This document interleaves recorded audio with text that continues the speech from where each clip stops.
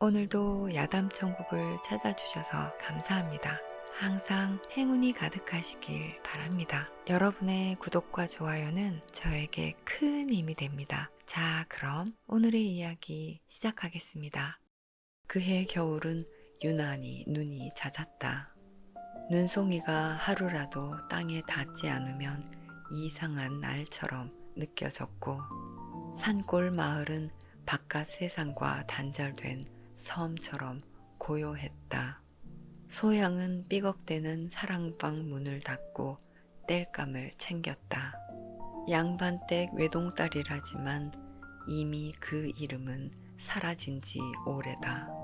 어머니는 병으로 돌아가셨고, 아버지는 어느 날 말없이 집을 나선 뒤로 소식조차 없었다. 집안엔 아무도 남지 않아 사내 일을 할 머슴이 없었다. 그때 나타난 사람이 바로 수복이었다. 마을 장터에서 만난 노 스님이 서러머너 보낼 테니 써보아라. 그렇게 말하곤 호련히 사라졌다. 정말 며칠 뒤 눈을 가린 남자가 대문 안으로 들어섰다. 그는 허리 굽혀 인사하며 말했다. 눈이 안 보입니다. 대신 손발이 빠릅니다. 소양은 처음엔 긴가민가 했다. 눈먼 사람이 이 일을 제대로 할 수 있을까 싶었지만 첫날 그가 패놓은 장작 더미를 보고 생각이 바뀌었다. 다른 머슴들보다 정갈하고 반듯했다. 심지어 불 피우는 솜씨도 능숙했다. 그리고 묘하게도 걸음걸이가 흔들리지 않았다. 정말 눈이 안 보이는 게 맞나? 그 의심은 수복의 눈동자를 볼 때마다 조금씩 사라졌다. 초점 없는 눈동자는 그저 안개 낀 호수 같았으니. 밤이면 사랑방 작은 쪽문 너머 수복은 조용히 차를 마시곤 했다. 추운 밤임에도 온돌은 거의 떼지 않고 지냈다. 가끔 그가 혼잣말처럼 읊조리는 시 구절이 귀에 들어왔다. 허공에 부는 바람이 어찌 길을 묻는가. 소양은 그 시가 어디서 나왔는지 몰랐다. 하지만 그 안엔 뭔가 묘한 슬픔이 배어 있었다.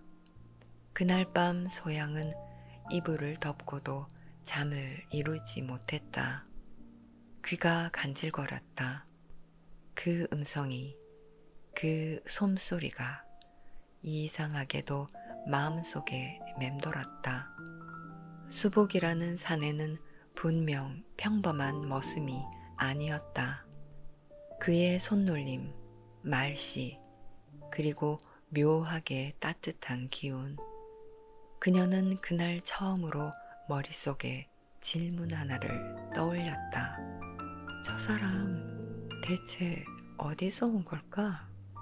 그리고 그 질문은 곧 더 위험한 상상으로 이어졌다.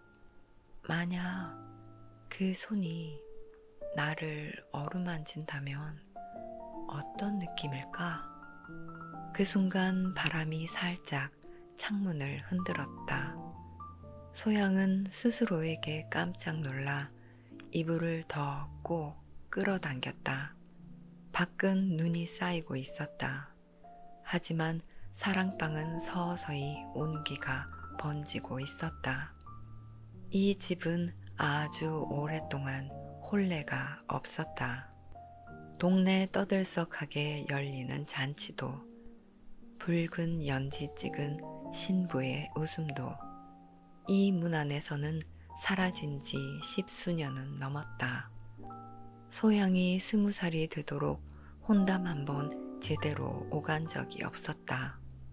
처음엔 주변에서 슬슬 말을 꺼내려 했지만 그때마다 집안 사정이 말문을 막았다. 아버지는 그저 때가 아니니 기다리자 는 말만 되풀이했고, 그러다 어느 해 봄, 말 한마디 없이 집을 나가 돌아오지 않았다. 사람들은 수군댔다. 그댁 양반 한양서 무슨 일에 휘말렸다던데 아마 돌아오기 힘들 걸세. 진실이 무엇인지 소양은 듣지도 묻지도 않았다. 다만 매년 어머니 제삿날마다 혼자 상을 차려 앉았고 그 위에 밥그릇 하나를 더 올려두었다. 아버지가 드실 수도 있다는 생각에. 그날도 마당에 눈이 쌓이고 있었다. 소향은 조심스레 눈을 털며 장독대 뚜껑을 열었다. 매실 장아찌를 꺼내 접시에 담고 있던 참이었다. 이거 제가 할까요? 등 뒤에서 조용히 들려오는 수복의 목소리. 그는 어김없이 발소리 하나 없이 다가와 서 있었다. 소양은 흠칫 놀랐지만 금세 담담히 대꾸했다. 눈먼 분이 장독 손대다 다치면 누가 책임지려 하시나요? 수복은 살며시 웃었다. 손은 눈보다 정확한 법이지요. 매실향은 아직 진하네요. 손끝에도 남을 정도로.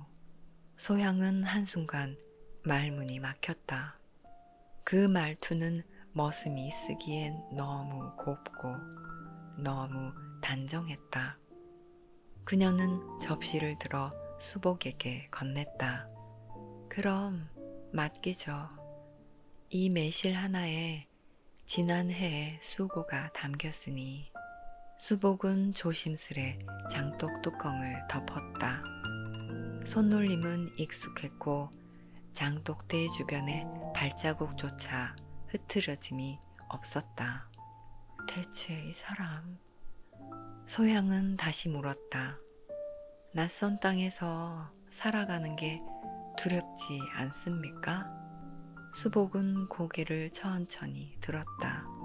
그의 눈동자는 여전히 허공을 향하고 있었지만 그 안엔 또렷한 빛이 감돌았다. 낯선 건 땅이 아니고 마음이지요. 사람의 마음만 읽을 수 있다면 어디서든 살아갈 수 있습니다. 소양은 그 말에 대답하지 못했다. 입가에 매실향이 맴돌았다. 그리고 그 순간 그녀는 알았다. 적막하고 외로운 이 집에도 마음이 들어올 자리는 아직 남아있다는 것을. 그날 밤 눈은 하루 종일 멈출 줄 모르고 내려앉고 있었다. 처마 끝에 얼어붙은 고드름은 찬 기운에 더욱 단단해졌고 지붕 위 눈더미는 마치 무거운 이불처럼 집 전체를 덮고 있었다. 소양은 사랑방에 누워 이불을 덮었지만 눈꺼풀은 잠기지 않았다. 낮에 수복과 나눈 말들이 자꾸 떠올랐고 그 말들이 파문처럼 가슴속을 맴돌았다. 사람의 마음만 읽을 수 있다면 어디서든 살아갈 수 있습니다. 그 말, 어쩌면 소양이 평생 듣고 싶었던 말이었는지도 모른다. 무심한 듯한 말투였지만 그 속엔 묘한 다정함이 숨어 있었다. 그리고 어쩐지 믿음이 느껴졌다. 그때 누군가 방문을 조심스럽게 두드렸다. 날이 추워서 아궁이에 장작 좀 더 넣겠습니다. 낮게 깔린 익숙한 음성, 수복이었다. 소양은 이불 안에서 조용히 숨을 내쉬었다. 발소리 하나 없이 수복은 뒷채 쪽으로 돌아갔다. 수복은 조용히 불을 지폈다. 이윽고 장작 타는 소리, 불씨 옮기는 기척, 그 뒤엔 희미한 연기 냄새와 함께 구들장을 타고 방 안으로 천천히 온기가 퍼지기 시작했다. 소양은 이불 속에서 손을 내밀어 바닥을 짚었다. 찬 기운은 가셨고 손바닥 아래로 미지근한 따스함이 전해졌다. 소양은 이불을 덮고 누웠지만 좀처럼 잠이 오질 않았다. 가슴 쪽이 괜히 간질거렸고 손끝은 자꾸 뺨으로 향했다. 낮 동안의 일이 자꾸 떠올랐다. 수복의 말투, 장독 앞에서 건네던 그 손길, 무심한 듯 다정했던 눈빛, 그리고 무엇보다 그의 목소리. 마음만 읽을 수 있다면 어디든 살아갈 수 있습니다.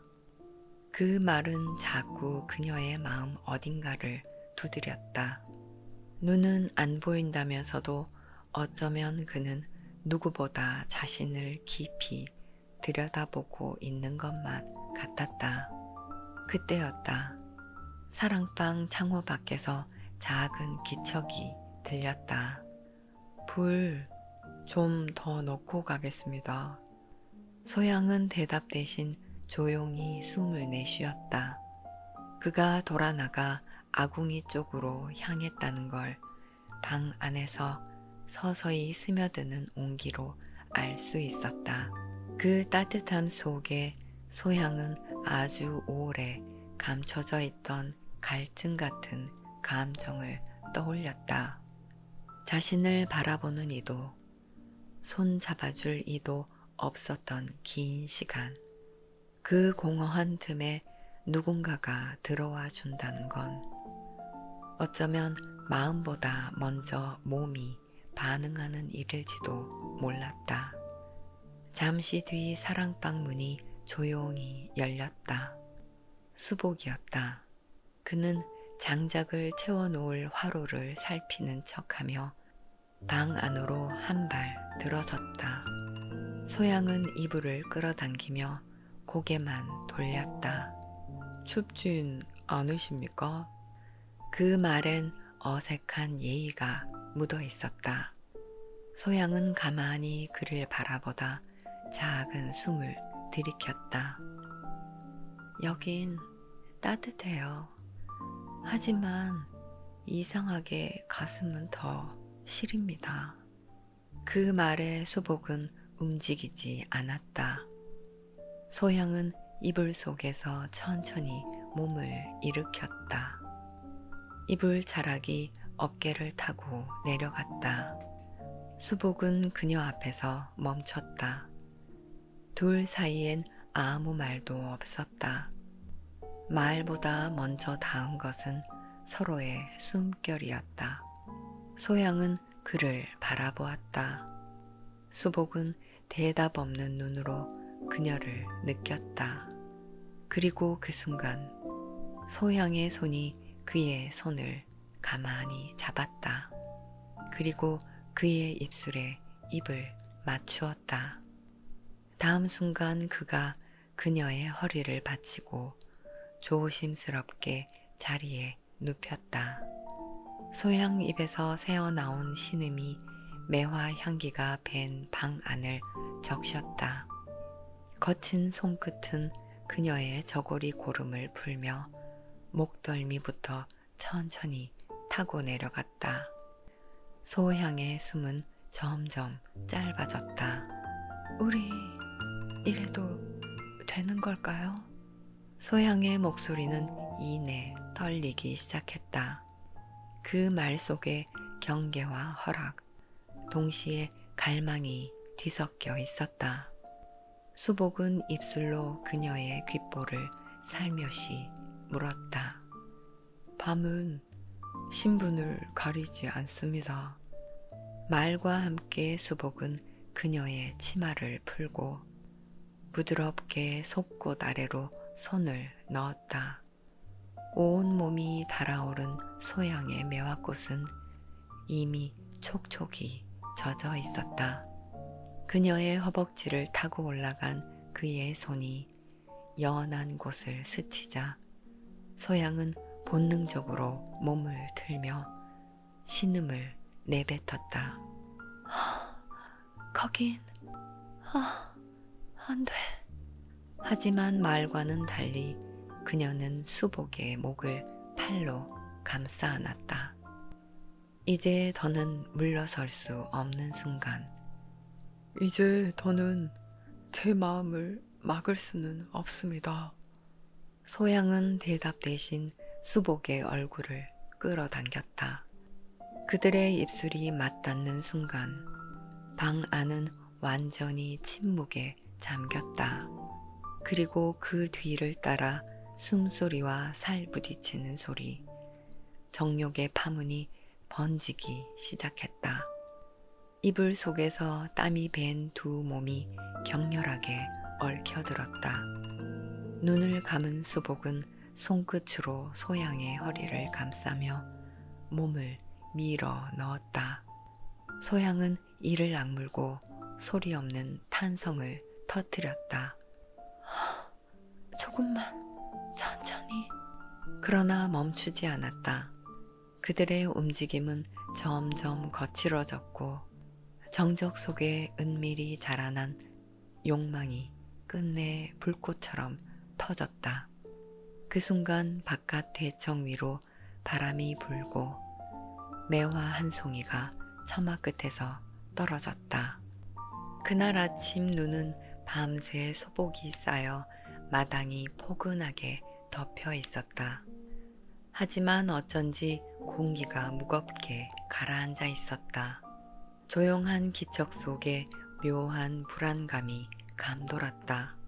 소양은 아침 장작을 챙기러 마루로 나왔다가 문득 어젯밤을 떠올렸다.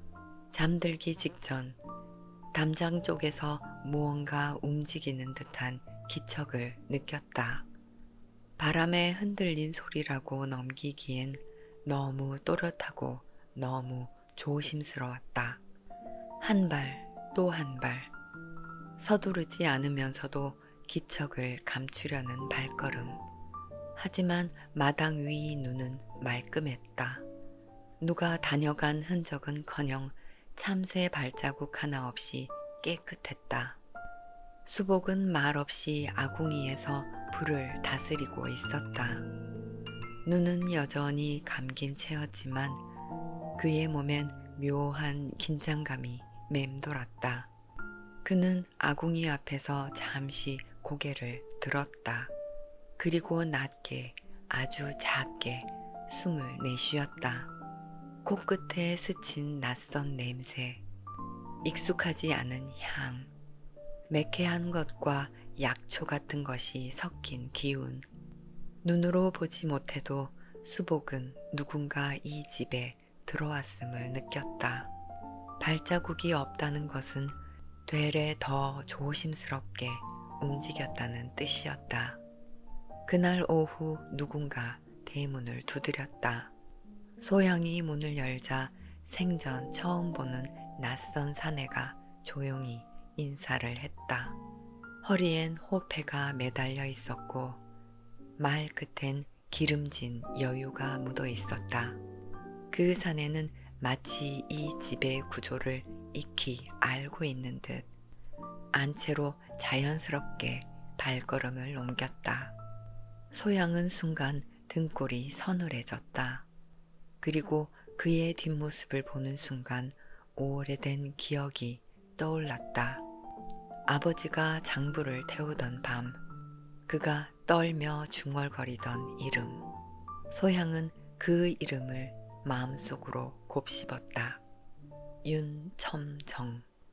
밤이 되어 방 안은 고요했지만 집안 어딘가엔 여전히 누군가의 기척이 남아 있었다. 수복은 가만히 앉아 온기를 느끼는 척하며 귓가에 스치는 공기 흐름에 집중했다. 익숙하지 않은 숨소리, 들숨보다 약한 짧은 날숨, 그리고 아주 미세하게 달라진 장독대 주변의 냄새. 그는 눈을 감은 채 그 방향을 향해 고개를 돌렸다. 아무 말도 하지 않았지만 그의 몸 어딘가가 조용히 반응하고 있었다. 이틀 뒤, 눈이 조금 그친 늦은 오후, 소양은 안채에 달아 깊숙한 곳에서 낡은 괴짝 하나를 꺼내 나왔다. 그 안엔 녹이 쓴 자물쇠와 종이에 쌓인 나무 열쇠 하나가 들어 있었다. 한지로 곱게 쌓여 있던 그 열쇠는 손바닥보다 작았지만 묘하게 묵직했다. 그 열쇠는 이 집 대청 뒤쪽 장독대 아래에 숨겨진 서고문을 여는 열쇠였다. 원래는 아버지가 직접 관리하던 곳이었고 아버지가 떠난 뒤로는 한 번도 열어본 적이 없었다. 소양은 열쇠를 들고 사랑방 쪽으로 조용히 향했다. 수복은 마당 한켠에서 장작을 고르고 있었다. 그녀는 수복에게 열쇠를 내밀었다. 아무 말 없이, 마치 둘만 아는 오래된 약속처럼. 수복은 손끝으로 열쇠를 조심스레 받았다. 작은 금속의 감촉을 확인하듯 손가락을 살며시 문질렀다.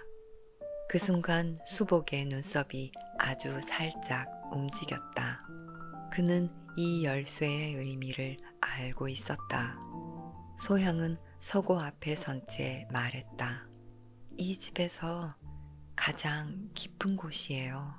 저도 어릴 적에 한 번밖에 들어가 본 적 없어요.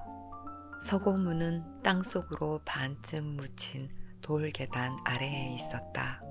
장독대 옆 바위 틈을 밀자 좁은 입구가 드러났다. 두 사람은 조심스럽게 안으로 들어갔다. 안은 눅눅하고 어두웠지만 불빛을 비추자 벽면에 걸린 책장이 천천히 모습을 드러냈다. 먼지가 켜켜이 쌓인 장부들, 각종 고문서, 낡은 지도까지, 그리고 한켠 붉은 끈으로 묶인 작은 함이 눈에 띄었다. 수복은 그 앞에서 움직이지 않았다. 그 함은 마치 오랜 시간 누군가를 기다려온 듯 아무 소리 없이 그 자리에 놓여 있었다. 소양은 촛불을 들고 조심스럽게 물었다. 열어볼까요? 수복은 천천히 고개를 끄덕였다. 그리고 입을 열었다. 그 안에 우리가 알아야 할 진실이 있을 겁니다. 서고 안 공기는 묘하게 묵직했다. 지하 특유의 습기보다 더 깊은 무언가가 두 사람의 숨을 조용히 조여왔다. 소향은 함 위에 묶인 붉은 끈을 조심스레 풀었다. 뻑뻑한 뚜껑을 천천히 열자 안에는 낡은 봉투 몇 장과 종이 다발이 가지런히 들어있었다. 한 장, 두 장 넘길수록 그 안엔 익숙한 필체가 섞여 있었다. 바로 아버지의 글씨였다. 그 중엔 아버지가 직접 남긴 편지 한 장도 있었다. 묵향이 다 날아간 종이엔 굵고 뚜렷한 글씨로 짧은 문장이 쓰여 있었다. 이 문서를 지켜라. 이것이 우리 집안의 마지막 불씨다. 소양은 손끝이 떨렸다. 그녀는 그 종이를 수복에게 건넸다. 수복은 손끝으로 글씨를 더듬었다. 촉감만으로도 그는 그 안에 담긴 절박함을 읽을 수 있었다. 그때였다. 서고 바깥에서 희미한 낙엽 밟는 소리가 들려왔다. 짧고 조심스러운 발걸음, 숨죽인 호흡. 소양은 촛불을 가리며 숨을 죽였고 수복은 조용히 몸을 낮췄다. 누구도 말하지 않았지만 그 순간 둘 다 느끼고 있었다. 이 집안에 이 서고 근처까지 무언가가 다가오고 있다는 것을. 한참을 그렇게 숨죽인 채 기다리다가 기척이 사라지자 소양은 수복에게 물었다.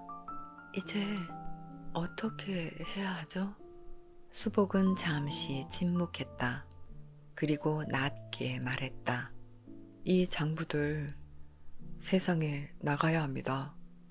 당신 아버지가 목숨 걸고 지킨 이유가 여기 다 담겨 있습니다. 그는 낡은 장부를 조심스레 품에 넣으며 말했다. 이건 단순한 비자금 목록이 아닙니다. 누군가의 피가, 누군가의 죄가 어디에 어떻게 얽혀 있는지 적혀 있습니다. 소양은 조용히 고개를 끄덕였다. 그녀의 눈빛엔 망설임보다 결심이 담겨 있었다. 밖은 이미 어두워졌고 서고 안엔 촛불 하나만이 남아 희미하게 흔들리고 있었다. 두 사람은 그 작은 불씨를 바라보며 다음 길을 생각하고 있었다. 절대 꺼지지 않도록. 이튿날 아침이 밝아왔지만 마당은 이상하게 고요했다. 눈은 녹았지만 온기가 마당에 서려 있었다. 소양은 사랑방 앞 부엌으로 나갔고 수복은 조용히 방 안에서 서책을 정리하고 있었다. 그러던 중 수복은 돌연 고개를 들었다. 창밖 담장 너머로 희미한 그림자가 스쳐 지나갔다. 발소리는 없었지만 기척은 분명했다. 소양이 그를 궁금한 듯 바라보자 수복은 낮고 조용한 목소리로 말했다. 담장에서 누군가 서성거리는 기척이 들렸습니다. 소양은 숨이 멎는 듯 했다. 하지만 소리내 말하진 않았다. 그때 소양은 장부를 펴들었다. 붉은 먹으로 덧칠한 한 이름이 보였다. 여기 윤첨정 나으리의 이름이 있습니다. 수복은 장부를 가만히 바라보며 말했다. 이것은 단순한 기록이 아닙니다. 그들의 부패와 피, 억울한 죽음이 적힌 증언입니다. 소양은 담담히 말을 이었다. 우린 이걸 어떻게 지켜야 하나요? 수복은 작은 등짐에서 서책과 같이 꺼낸 붉은 끈으로 묶인 함을 바라보며 대답했다. 한양으로 가야 합니다. 이걸 누군가에게 보여줘야 합니다. 벼슬을 가진 자, 권세를 흔들 수 있는 자에게요.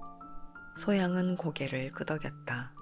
그녀의 눈빛엔 결의가 담겨 있었다. 그 순간 장독대 뒤에서 작은 돌 부딪힘 소리가 났다. 희미했지만 분명한 소리였다. 둘은 동시에 숨을 죽였다.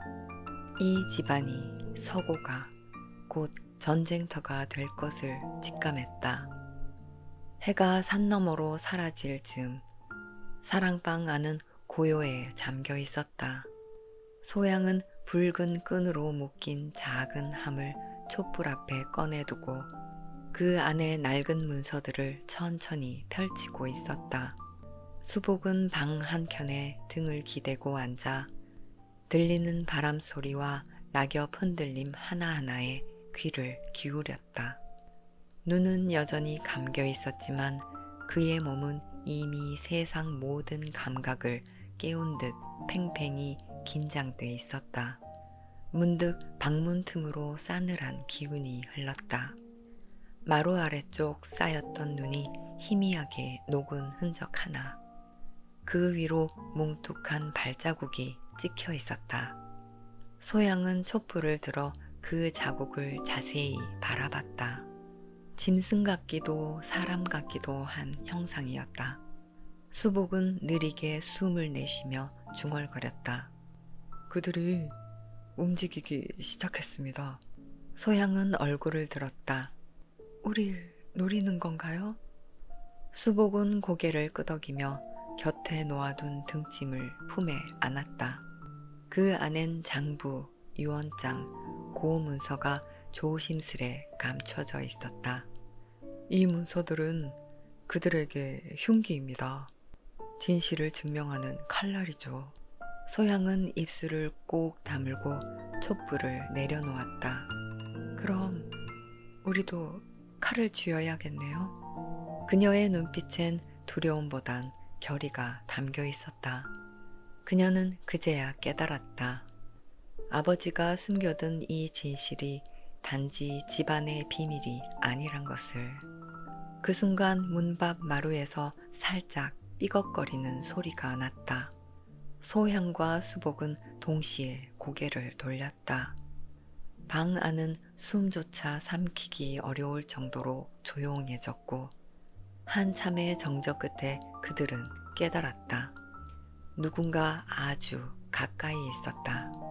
문밖 어디쯤 촛불 그림자 끝자락에. 수복은 촛불을 껐다. 오늘 밤 이 불빛은 너무 눈에 띕니다. 바깥 세상에선 들리지 않는 긴장감이 서서히 다가오고 있었다. 새벽녘 마당엔 하얗게 서리가 내려앉아 있었다. 소양은 사랑방 문을 열고 나서며 작은 촛불 하나를 손에 들고 있었다. 수복은 방 안에서 조용히 짐을 꾸리고 있었다. 낡은 보퉁이 하나, 안에 장부가 든 나무 상자, 그리고 작은 호패 하나를 천에 감싸 넣었다. 소양은 문틈 너머로 그 모습을 한참 바라보다 조용히 방 안으로 들어서서는 입을 열었다. 정말 떠나시는 겁니까? 수복은 고개를 들지 않았다. 대신 나직한 목소리로 대답했다. 이 집에 더 머무를 수 없습니다. 저와 문서가 이 집에 계속 있으면 그들은 곧 움직일 겁니다. 소양은 걸음을 옮겨 그 앞에 섰다. 손에 든 촛불이 수복의 얼굴을 어슴풀에 비추었다. 그리고 그 얼굴에 오랜 침묵이 흐른 끝에 그녀는 조용히 물었다. 이제 마지막이니까 묻겠습니다. 당신 정말 눈이 안 보이는 겁니까? 수복은 촛불 아래서 천천히 고개를 들었다. 그의 두 눈은 똑바로 그녀를 바라보고 있었다. 선명하고 또렷한 가짜가 아닌 진짜 눈빛이었다. 소양은 숨을 멈췄다. 왜 속이셨습니까? 당신 곁에 있기 위해서였습니다. 수복의 목소리는 흔들림이 없었다. 그들이 저를 보냈습니다. 관노의 자식이자 밀정인 저에게 윤첨정의 움직임을 추적하라는 명을 내렸습니다. 하지만 이 집에 와서 처음으로 제가 사람으로, 평범한 사람으로 살고 싶다는 생각을 했습니다. 소양은 촛불을 들고 있던 손이 떨리는 걸 느꼈다. 눈앞에 이 사람이 거짓된 얼굴이 아니라 자신을 지켜온 진실이었다는 걸 알았기 때문이다. 그럼 당신의 모든 말도 손길도 거짓이었나요? 수복은 고개를 저었다. 아닙니다. 그날 밤도 이 말도 제 진심입니다. 그는 품속에서 작은 봉투 하나를 꺼냈다.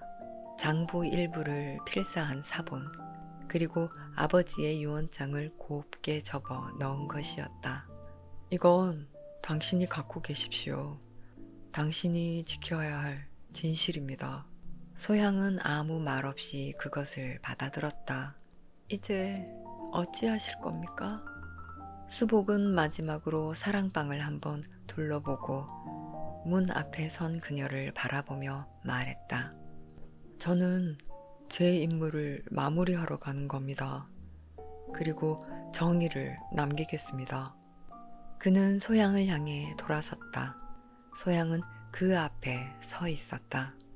눈빛엔 떨림과 갈망이 뒤섞여 있었고 이별이 아닌 마지막 순간을 함께하고 싶다는 마음이 담겨 있었다.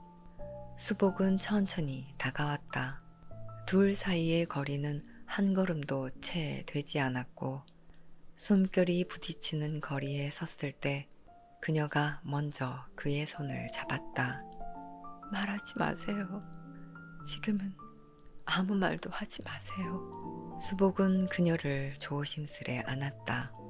이불 위에 앉은 두 몸이 천천히 서로를 찾아갔다. 이별 앞에서 그들은 아주 조용하게 그리고 아주 간절하게 서로를 감싸 안았다. 수복의 손끝이 그녀의 어깨를 타고 올랐고 소양은 눈을 감고 입술을 포개며 자신의 심장이 수복을 향해 뛰고 있음을 느꼈다. 이 순간만은 기억하고 싶어요. 당신이 내 곁에 있었다는 걸. 그녀의 속옷이 흘러내리듯 떨어졌고 수복의 손은 떨리는 봉우리를 지나 천천히 그녀를 품에 안았다. 이불 속 그들은 마지막 불꽃처럼 하나로 타올랐다. 밖에선 눈이 조용히 내리고 있었고 사랑방 안엔 두 사람의 뜨거운 숨소리와 작게 떨리는 촛불만이 남아 있었다. 수복이 떠난 지 사흘째 되는 날이었다. 소양은 마루에 앉아 그가 머물던 사랑방을 바라보고 있었다. 문은 굳게 닫혀 있었지만 그 문 너머로 그의 숨결이 여전히 들리는 듯 했다. 방 안엔 손을 대지 않은 짐 하나가 남아 있었다. 그 속엔 수복이 써내려간 몇 줄의 글이 있었다. 당신을 처음 본 날부터 저는 다시 살아났습니다. 이 눈이 진짜인지 묻는다면 저는 당신을 보기 위해 눈을 떴다고 말하겠습니다. 소양은 그 글을 천천히 접어 가슴에 넣었다. 그리고 문 앞 다듬이돌 옆에 놓인 작은 매화가지를 발견했다. 눈 속에 놓였지만 꽃봉오리는 아직 단단했다. 이 계절에 이 산골에서 그가 두고 간 마지막 인사였다. 그녀는 매화를 품에 안고 말했다. 참 당신다워요. 봄도 안 왔는데 벌써. 그날부터 소양은 매일 아침 장독대 뚜껑을 열고 아궁이를 정리했다. 수복이 했던 일들을 그대로 따라했지만 그 손길은 어딘가 부족했고 어딘가 헛헛했다. 옆집 사는 노파가 장에 다녀오면서 소식을 전했다. 한양 쪽에서 말들이 많답니다. 윤첨정이 벼슬에서 물러났다고 하네요. 문서가 돌아다닌다는데 이름 몇 개만 가렸을 뿐 내용이 그대로라 하네요. 소양은 말없이 고개를 끄덕였다. 그녀의 품 안엔 수복이 남긴 사본과 유언장이 있었다. 세상엔 드러나지 않은 진실의 절반이 그녀에게 맡겨진 채로 남아 있었다. 며칠 뒤 소양은 산길을 걸었다. 수복과 함께 지나던 그 눈길을 따라 혼자서 천천히 걸었다. 하얀 눈 위에 발자국이 찍힐 때마다 그녀는 속으로 그를 불렀다. 수복, 당신도 이 길 걸어갔나요? 눈은 조용히 내리고 있었고 그녀의 발자국 뒤엔 작은 매화가지 하나가 툭 하고 떨어졌다. 어느덧 세월이 흘렀다. 몇 번의 계절이 지나고 또 지나갔다. 소양은 여전히 홀로 산골집을 지키고 있었다. 세상은 달라지고 있었지만 이 집안 풍경은 크게 바뀌지 않았다. 장독대는 늘 그 자리에 있었고 서고로 들어가는 돌문은 여전히 단단히 닫혀 있었다. 그 문을 열어볼 사람은 이제 없었다. 소양은 작은 매화 화병을 사랑방에 올려두고 차를 마시고 있었다. 밖에선 눈 대신 가랑비가 촉촉히 내리고 있었다. 그때였다. 대문을 두드리는 소리가 들려왔다. 소양은 고개를 들었다. 익숙하고도 낯선 기척. 망설이지 않고 대문을 열었다. 그 앞에 하늘빛 두루마기를 입은 사내가 조용히 서 있었다. 많이 늦었습니다. 그 목소리 분명히 수복이었다. 하지만 이제 눈을 가린 천도 없었고 그의 눈빛은 봄날 하늘처럼 맑고 또렷했다. 소양은 한참 그를 바라보더니 말없이 돌아서 안채 쪽으로 걸어갔다. 그 뒤를 조용히 따라오는 수복. 마치 어제도 그렇게 걸었던 것처럼 낯설지 않은 발걸음이었다. 사랑방 문이 다시 열렸다. 그리고 두 사람 사이의 봄은 그제야 다시 피어나기 시작했다. 세상은 언제나 권세와 탐욕 앞에 흔들리지만 어떤 진실은 바람 속에, 어떤 사랑은 눈 속에 남는다. 그해 봄, 윤첨정 일가는 관직에서 물러났고 그의 재산은 백성의 몫으로 돌아갔다. 장부는 누가 어떻게 유출했는지 끝내 밝혀지지 않았지만 어떤 관리들은 귀향을 떠났고 어떤 이들은 양반에서 평민이 되어버린 이들도 있었다. 산골 작은 집은 다시 사람의 온기로 채워졌다. 사랑방엔 촛불이 늘 밝혀졌고 장독대엔 정갈한 손길이 닿았다. 아궁이엔 매일 장작불이 타올랐고 마당 한켠 매화나무 아래엔 두 사람이 늘 함께였다. 수복은 눈먼 머슴이 아닌 진실을 밝히고자 했던 이름 없는 정이었고 소양은 무너진 집안을 다시 일으키고 자신의 삶을 끝내 지켜낸 사람이었다. 그들은 함께 조용히 그러나 당당하게 그곳에서 살아갔다. 복수는 지나갔고 진실은 더는 감춰지지 않았다. 이제 남은 것은 따뜻한 차 한 잔과 봄마다 피어나는 매화꽃 뿐이었다. 그들은 그렇게 그 산골에서 오래도록 함께했다.